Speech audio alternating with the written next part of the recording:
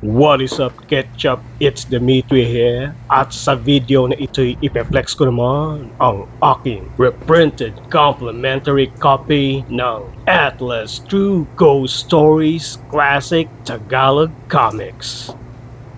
Ang copy na ito ay originally released noong 1987 and was reprinted as a complimentary copy noong 1992. Sulit kaya ang bili ko sa item na ito? There's only one way to find out. At eto mga dude, ang kanyang cover. Sa front side ay makikita ang title at ang presyuhan ng comics na ito during the late 80s. Meron ding pa-preview ng kakatuwang karanasan which is regular sa True Ghost Stories.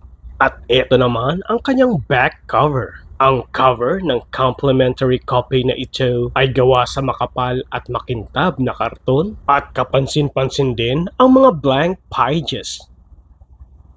Compared sa original copy ng True Ghost Stories, ay mas makapal ang material ng front at back cover ng complimentary copy. Ngayon naman ay tingnan natin kung gaano ba kalinaw ang pagkakaprint sa reprinted complimentary copy.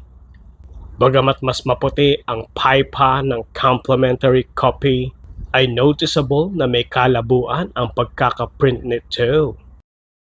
Kapansin-pansin din ang malaking gaps sa gilid ng pages. Maliban pa dyan, ay nasa ibang part ang pages na dapat ay nasa front at back cover. Marami ring ibang pages na medyo naligaw ng landas mga dude. Now let's check out kung gaano ba kalinaw ang pagkakaprint ng original copy. Kapansin-pansin na medyo nagdi-discolor na over time ang mga pages, pero malinaw pa rin ang pagkakaprint sa mga pages at mas madali itong basahin compared sa reprinted complimentary copy. And not to mention ay nasa ayos ang bawat pages. Now let's compare the size difference.